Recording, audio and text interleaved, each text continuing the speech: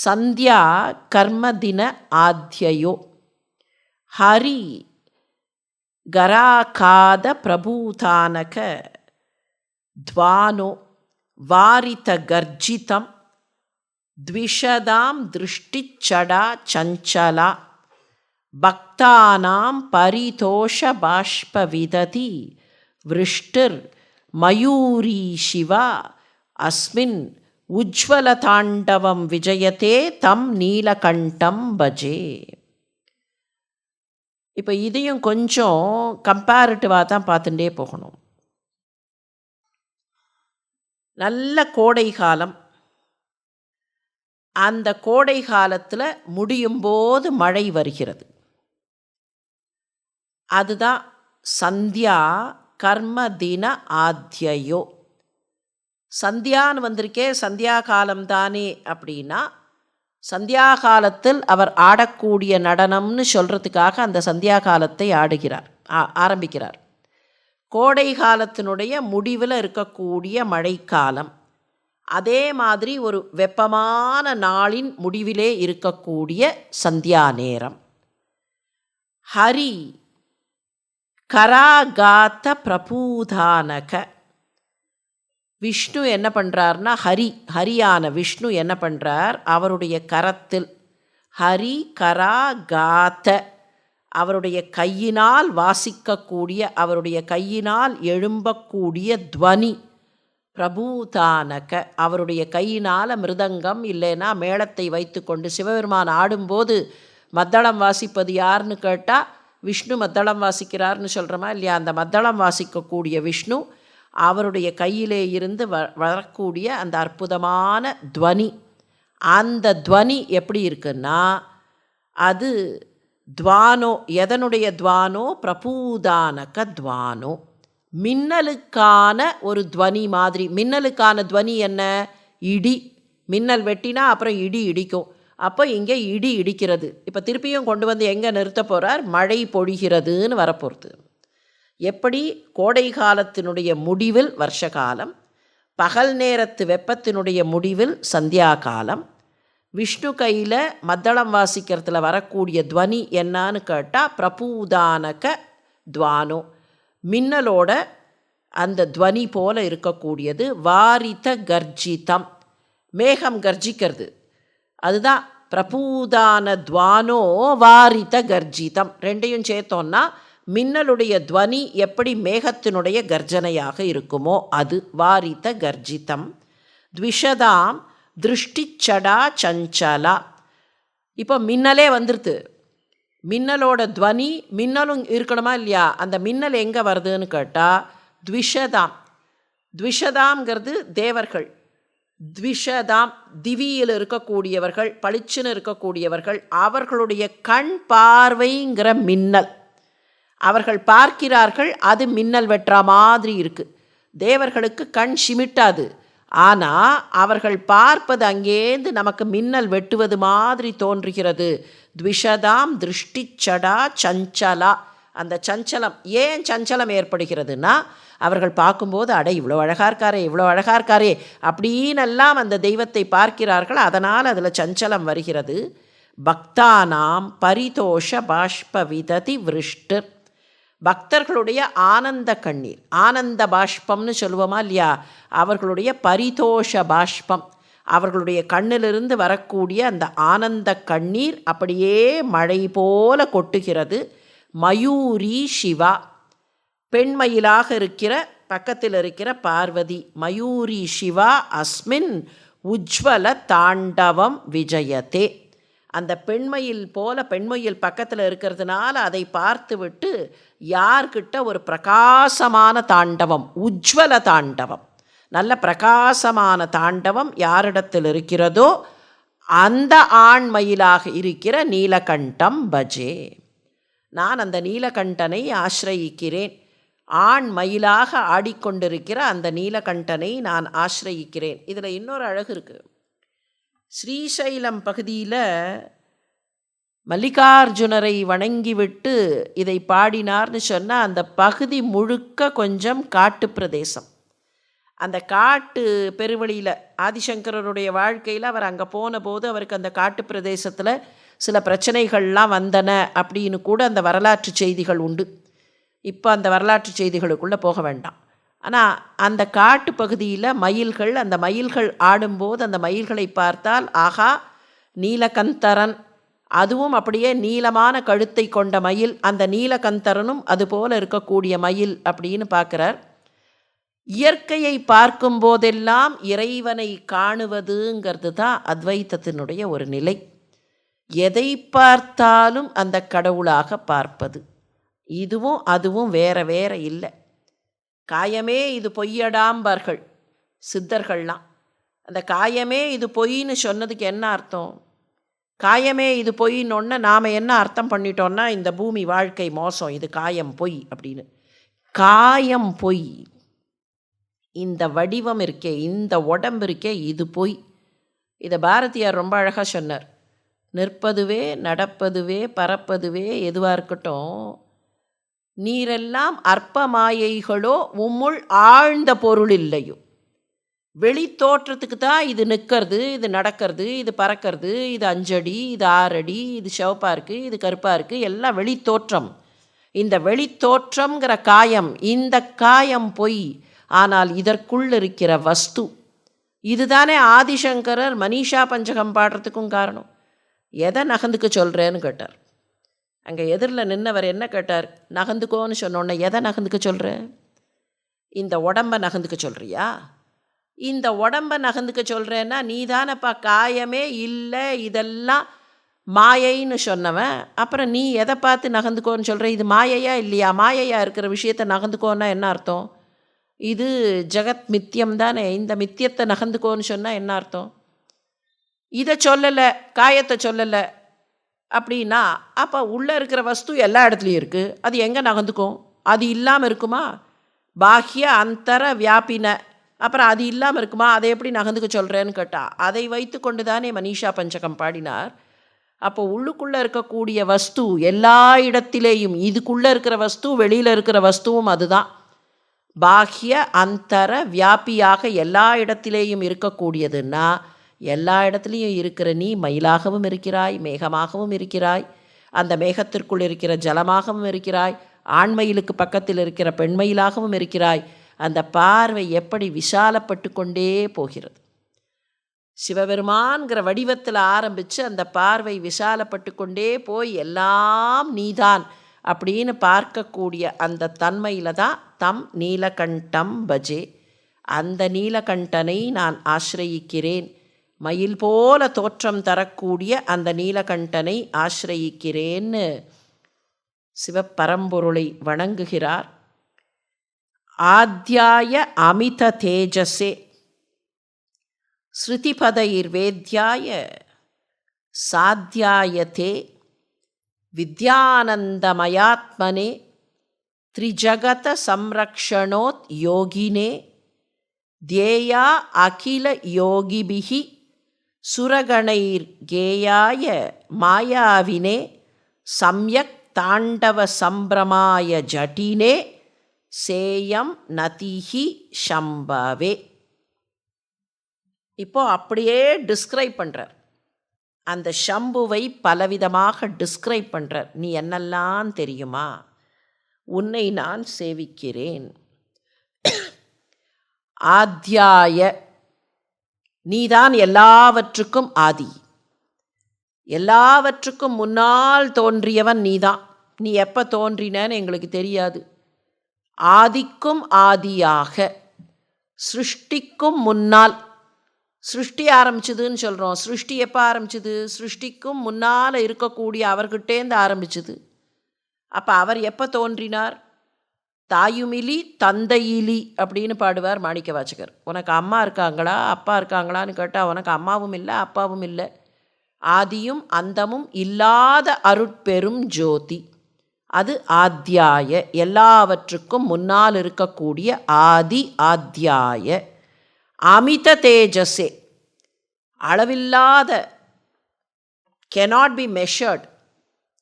மிதம்னு சொன்னால் ஏதோ ஒரு அளவு, அமிதம் அப்படின்னா அளவே இல்லாத, கணக்கு பண்ண முடியாத பரிமாணம் இல்லாத தேஜஸ் கொண்டவன் அமித தேஜஸே.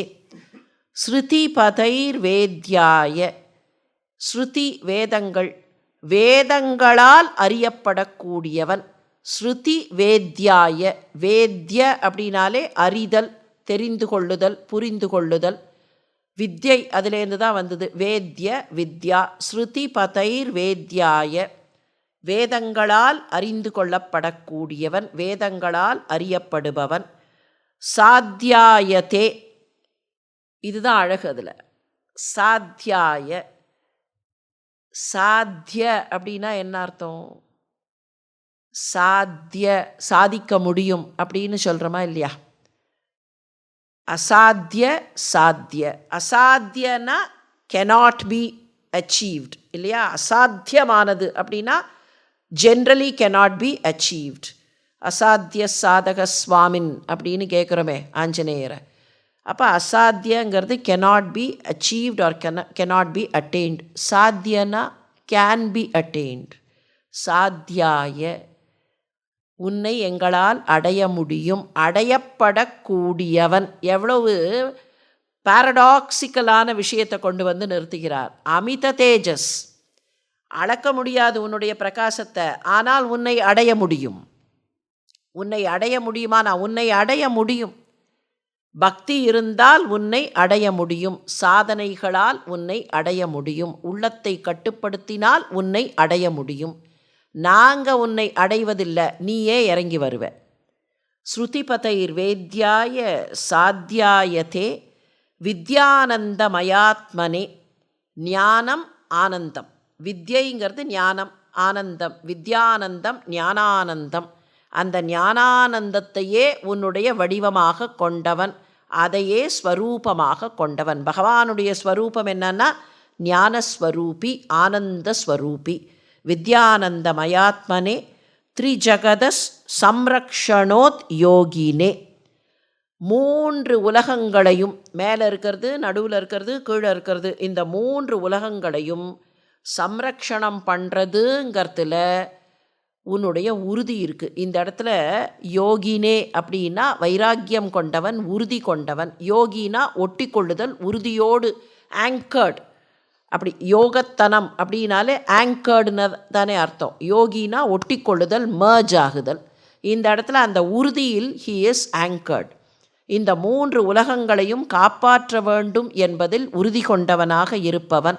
த்ரிஜகத் சம்ரக்ஷணோத் யோகினே தியேயா அகில யோகிபிகி. எல்லா யோகிமார்களும் தியானிக்கக்கூடியவன், அவர்களின் தியானத்திற்கு கட்டுப்படுபவன். தியேயா சுரகணைர் கேயாய, தேவர்களெல்லாம் பாடுகிறார்கள் உன்னையே கீதமாக, அவர்களால் போற்றப்படுபவன், அவர்களால் பாடப்படுபவன். அதுதான் கேயம், அவர்களால் பாடப்படுபவன். மாயாவினே, மாயையை தன்னிடத்தில் கொண்டவன். மாயாவினா என்ன அர்த்தம்? சாதாரணமாக சொல்லுவோம், அவன் சரியான மாயாவிம்பார்கள். மாயையை யார் வசப்படுத்தி கொண்டார்களோ அவர்கள்தான் மாயாவி.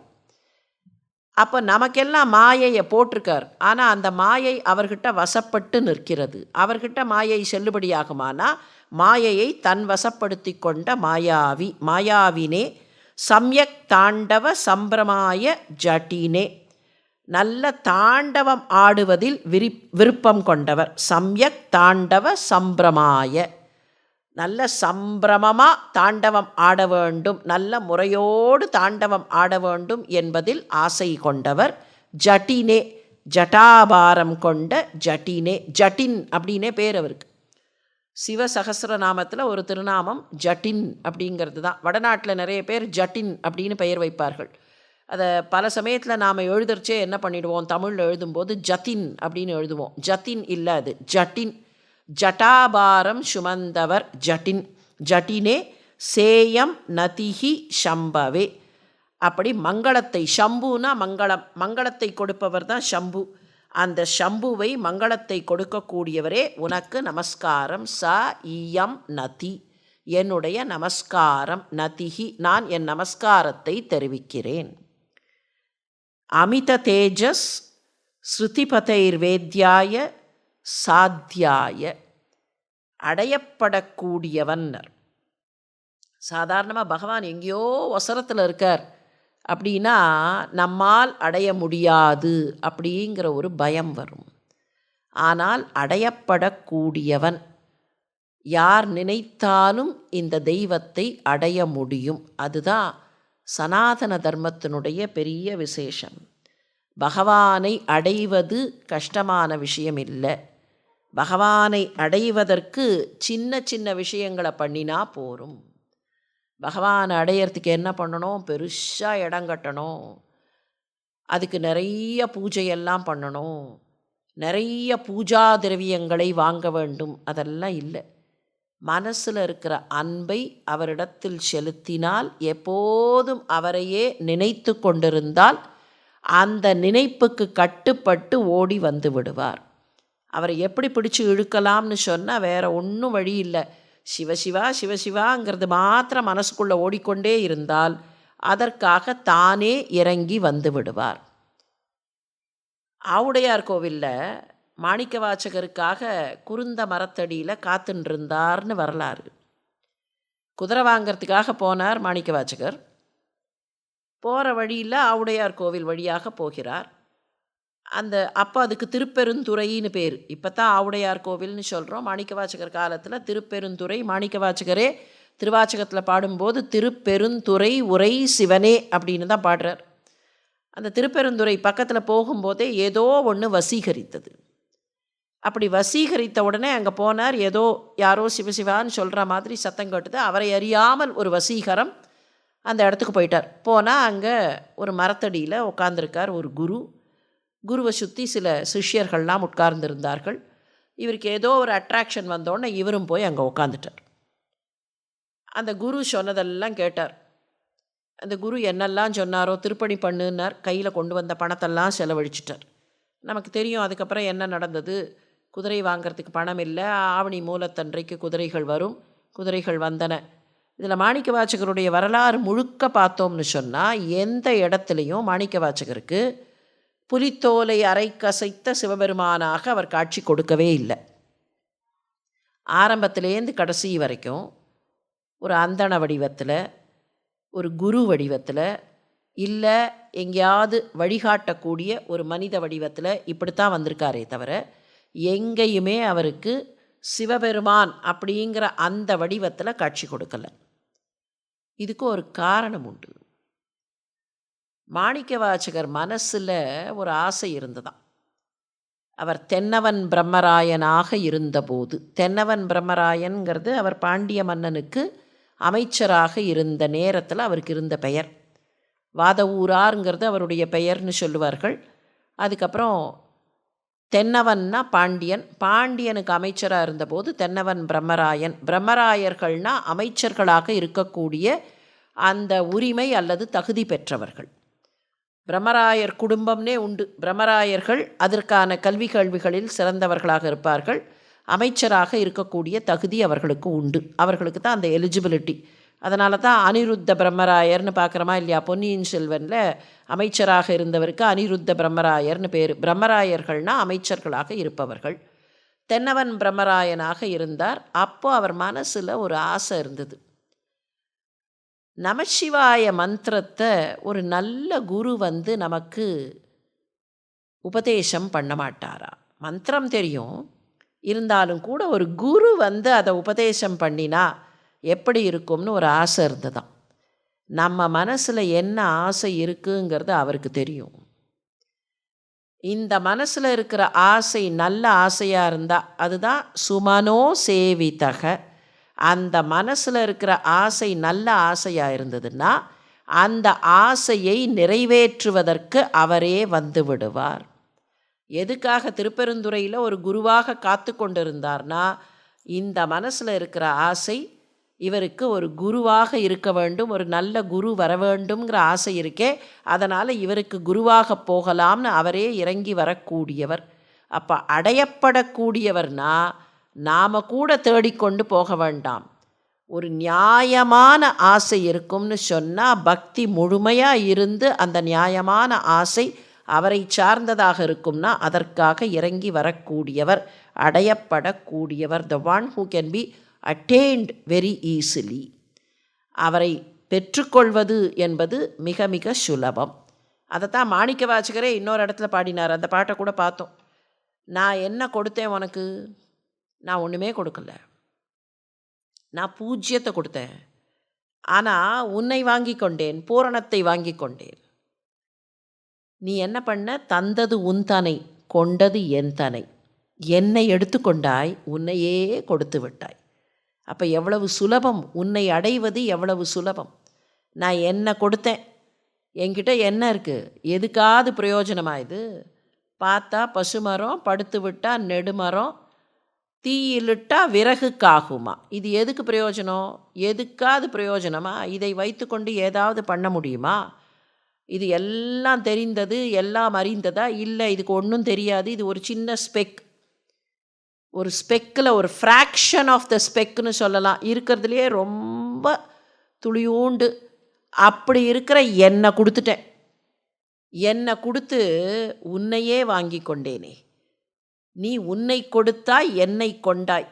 ஆர்கொலோ சதுரர் சங்கரானர். நீ இந்த ஈக்குவேஷனை கொஞ்சம் போட்டு பார்ப்பா. யார் புத்திசாலி, யார் சாமர்த்தியசாலின்னு சொல்லு. சங்கரா ஆர்கொலோ சதுரர். யார் சதுரப்பாடு உடையவர்கள்? Who's clever amongst the two of us? நீயா நானா? நீ ஒன்னையே கொடுத்துட்ட, முழுசாக எல்லாத்தையும் கொடுத்த, மொத்த சொத்தையும் கொடுத்துட்டு கடைசியில் ஒன்றுமே இல்லாமல் ஓட்டாண்டியாக நிற்கிற. ஆனால் நான் என்ன பண்ணேன் தெரியுமா? ஒன்றுமே இல்லாத என்ன கொடுத்துட்டு மொத்தமாக உன்னை வாங்கி கொண்டேன். பூஜ்யத்தை கொடுத்து பூரணத்தை நான் பெற்றேன், பூரணத்தை கொடுத்து பூஜ்யத்தை நீ பெற்றாய். நம்ம 2 பேரில் யாருப்பா சாமர்த்தியசாலி? கொஞ்சம் கணக்கு போட்டு பாரு. அப்போ அந்த சாமர்த்தியம் பகவானை பெறுகிற சாமர்த்தியம். அதனால தான் சாத்தியாய, அடையப்படக்கூடியவன். மனசில் அன்பு இருந்ததுன்னா அந்த அன்புக்காக வசப்படக்கூடியவன். சாத்தியாய, உன்னை பெறுவது ரொம்ப சுலபம்பா, நீ எங்களுக்கு வசப்படக்கூடியவன். தியேயா அகில யோகிபிகி, எல்லா யோகிகளுக்கும் தியானத்தில் வசப்படக்கூடியவன். எல்லா யோகிகளும் தியானம் செய்கிறார்கள் அப்படிங்கிறது ஒரு பக்கம். இதை சாதாரணமாக பொருள் சொன்னால் தியேயா அகில யோகிபிகி அப்படின்னு பொருள் சொன்னால் எல்லா யோகிமார்களும் தியானம் செய்யக்கூடிய எல்லாராலும் தியானம் செய்யப்படுபவன் அப்படின்னு ஒரு மீனிங் சொல்லலாம். ஆனால் அந்த தியேயம் அப்படிங்கிற வார்த்தையை இன்னும் கொஞ்சம் டீப்பாக போய் பார்த்தோம்னா எல்லோருக்கும் வசப்படக்கூடியவன் அப்படிங்கிற அர்த்தமே வந்துடும். தியானம், தியாத்ரு, தியேயம் அப்படின்னு 3 வார்த்தை உண்டு. இந்த 3 வார்த்தை ஞானத்துக்கும் பொருந்தும், மானத்திற்கும் பொருந்தும். மானம்னா மெஷர் பண்ணுறது. அதனால தான் மானின்மோ, பால்மானி, வெப்பமானி. That which measures is called மானம் அண்ட் மானி. இப்போ மானம் ஒன்று அளப்பது, அளக்கப்படுவது, அது மானம். அளப்பவர் மாத்ரு. மாத்ரு அளக்கிறார். மானம்ங்கிறது ப்ராசஸ் ஆஃப் மெஷரிங். எது அளக்கப்படுகிறதோ அது மேயம் அப்படின்னு பேர். இப்போ இதே மாதிரியான டெர்மினாலஜி எல்லாத்துக்கும் பொருந்தி வரும். ஞானம் அப்படின்னு சொல்கிறோமா இல்லையா? இந்த ஞானம்ங்கிறது இஸ் அ ப்ராசஸ். ஞானம் அப்படின்னா இந்த ஞானத்தின் வழியாக ஒன்றை அடைவது. ஞானம் இஸ் ஒன்லி அ ப்ராசஸ். அது கல்வி. கல்வியின் வழியாக வாட் இஸ் த அவுட்கம்? இன்றைக்கெல்லாம் கேட்குறோமே, த லேர்னிங் அவுட்கம் அப்படிங்கிறமே. The process of learning and what is the outcome of that process. அதே மாதிரி ஞானம்ங்கிறது த லேர்னிங் ப்ராசஸ். இதனுடைய லேர்னிங் அவுட்கம் என்ன? அதை அடைவது. எதை அடைவது? ஞானத்தினால் அடையப்படுவதற்கு ஞேயம்னு பேர். ஞானம், அந்த ஞானத்தை பயன்படுத்துபவருக்கு ஞாத்ருன்னு பேர். ஞாத்ரு, ஞானம், ஞேயம். இந்த 3ம் தனித்தனியாக இருக்கும். முதல் ஸ்டேஜில் இந்த 3ம் தனித்தனியாக இருக்கும். இதே தான் தியானமும்.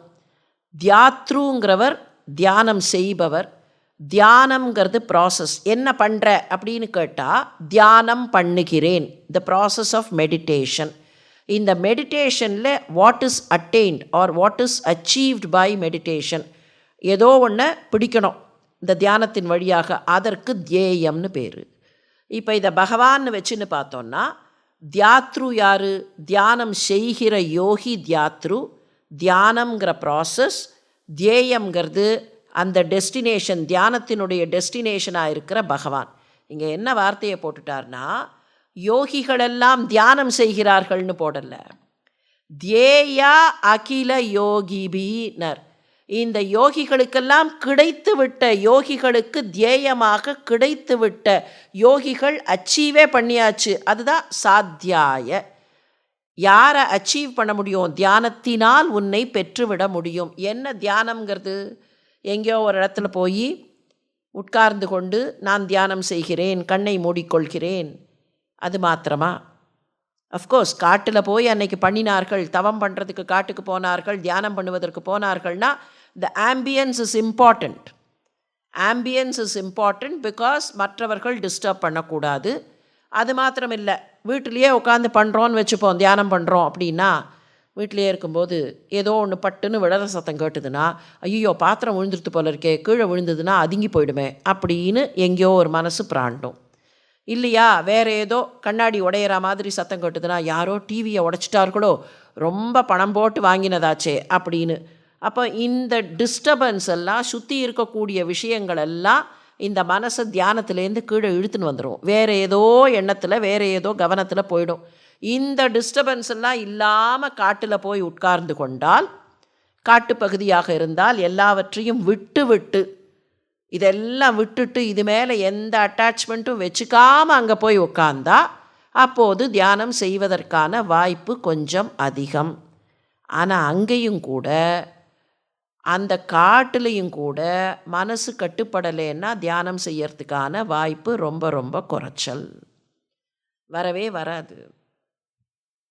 அந்த தியானம் எப்படி இருக்கணும்? ஒரு வேடிக்கை கதை உண்டா இல்லையா? ஒருத்தர் காட்டுக்கு போனார். நான் தபஸ் பண்ண போகிறேன், மந்திரமெல்லாம் சொல்ல போகிறேன் அப்படின்னு காட்டுக்கு போய் உட்காந்துட்டார்.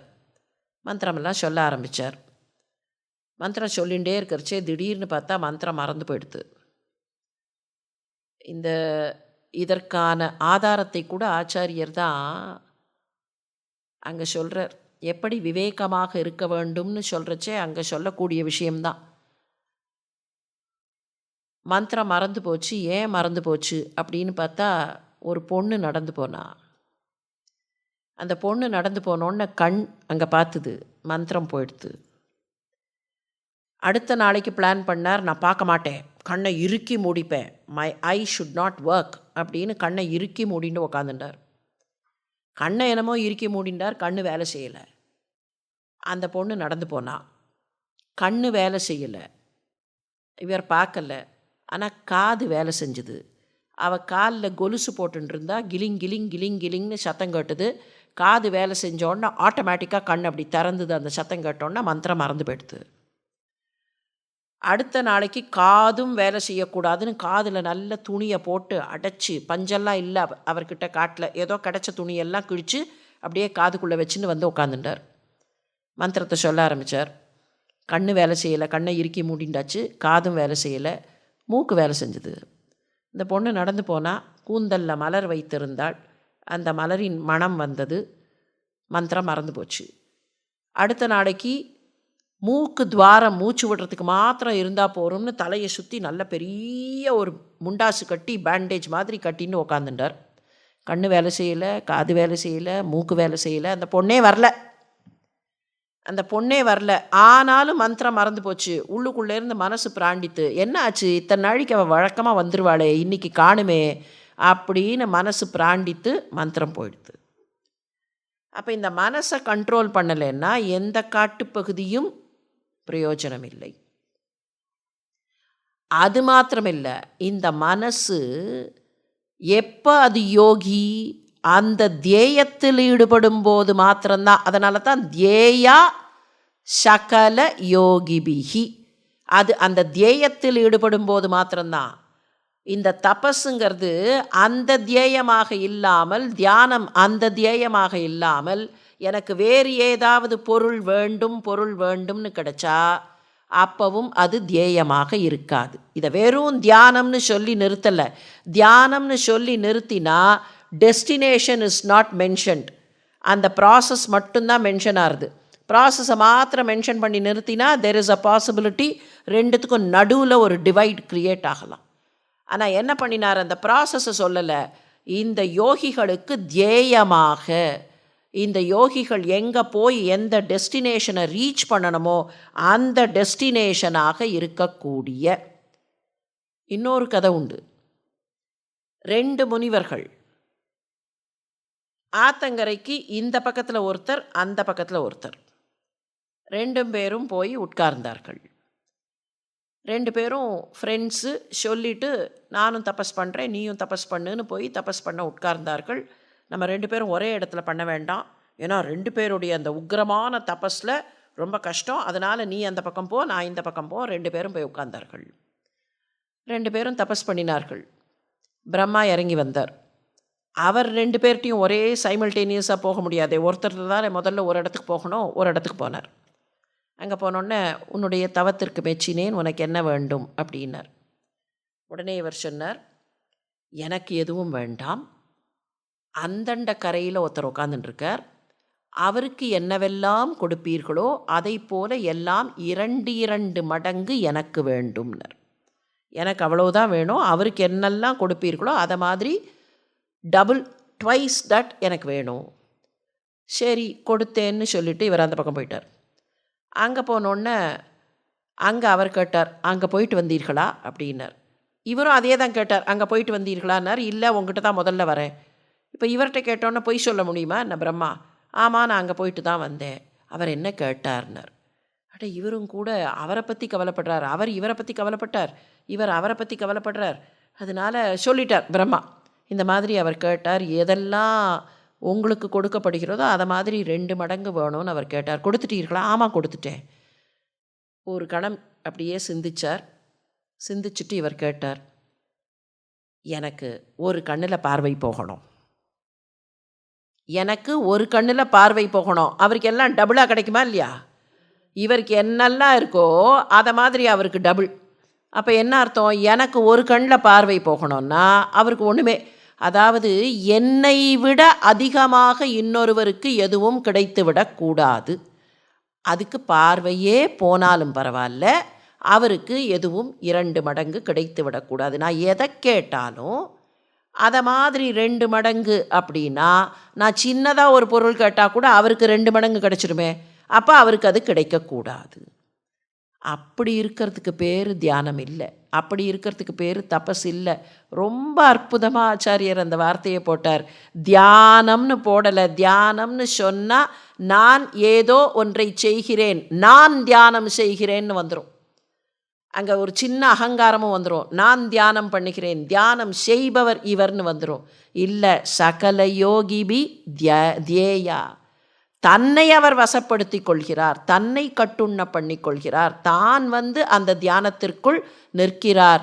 அப்படி சகல யோகிகளின் தியேயமாக இருக்கக்கூடியவனே சம்யக் தாண்டவ சம்பிரமாய, தாண்டவமாடுவதில் ஆனந்தம் கொள்பவனே, ஜட்டினே ஜட்டாபாரம் சுமந்தவனே, சுரகணைர் கேயாய, தேவர்களால் போற்றப்படுபவனே, மாயாவினே சம்பவே ச இயம் நதிஹி, உன்னை நான் நமஸ்காரம் பண்ணுகிறேன்னு சொல்லி அந்த சிவப்பரம்பொருளின் திருவடிகளில் சாஷ்டாங்கமாக ஆச்சாரியர், அவரே சங்கரர், அந்த சங்கர திருவடிகளில் ஆசிரியம் செய்து ஆசிரயித்து அங்கே நமஸ்காரம் பண்ணினார். பெரியோர்களே, நாரதகான சபா பெருமக்களின் ஆதரவினால் ஆச்சாரியருடைய சிவானந்த லகரியை உத்தராயணம் தொடங்கி இருக்கக்கூடிய இந்த புண்ணிய காலத்தில் எண்ணி பார்க்கக்கூடிய, சேர்ந்து சிந்திக்கக்கூடிய ஒரு பாக்கியம் நமக்கெல்லாம் கிடைத்தது. அந்த பரம்பொருளின் திருநாமத்தை சொல்ல சொல்ல, அதுவும் நல்ல மனம் கொண்டவர்களாக, அவருடைய அந்த வார்த்தையை திரும்பி திரும்பி நினச்சி பார்க்கலாம். பூவுக்கும் சுமனக அப்படின்னு சொல்லுவார், தேவர்களுக்கும் சுமனக, யோகிகளுக்கும் சுமனக. அப்படி நல்ல மனம் கொண்ட, நல்ல எண்ணம் கொண்ட, சத்வாசனை கொண்ட நல்லவர்களோடு சேர்ந்து சிந்திக்கக்கூடிய ஒரு பாக்கியம் நமக்கு கிடைத்தது. அந்த பாக்கியத்திற்காக நாரதகான சபா பெருமக்களுக்கு நம்முடைய நன்றியை தெரிவித்துக் கொள்ளுகிற அதே நேரத்தில் இன்னமும் ஒரு 45 ஸ்லோகங்கள் மீதம் இருக்கின்றன. அந்த 45 ஸ்லோகங்கள் மீதமிருக்கிற அந்த 45 ஸ்லோகங்களையும் கூட நாம் எல்லோரும் சேர்ந்து சிந்திப்பதற்கு ஆச்சாரியர் அருள் புரிய வேண்டும் என்கிற பிரார்த்தனையை ஆச்சாரியரிடத்தில் வைத்து நாரதகான சபாவுக்கும் இந்த பயணத்தில் ஸ்ரீசைலம் மல்லிகார்ஜுனேஸ்வரரை தரிசிக்கக்கூடிய இந்த பயணத்தில் உடன் வந்த அத்தனை பேருக்கும் நெஞ்சார்ந்த நன்றிகளை உரித்தாக்கி முடிவு செய்கிறேன். இன்றைக்கு நிறைவு செய்கிறோம், இப்போதைக்கு நிறைவு செய்கிறோம். மீண்டும் வசந்த காலம் வரும்போது, ஏப்ரல் மாதம்தானே வசந்தம், அந்த வசந்த காலம் வரும்போது ஆச்சாரியருடைய அந்த மனம் பரப்பும், அவருடைய மலர்கள் மலரும் என்பதை அவரிடத்திலேயே பிரார்த்தனையாக வைப்போம். நன்றி, வணக்கம்.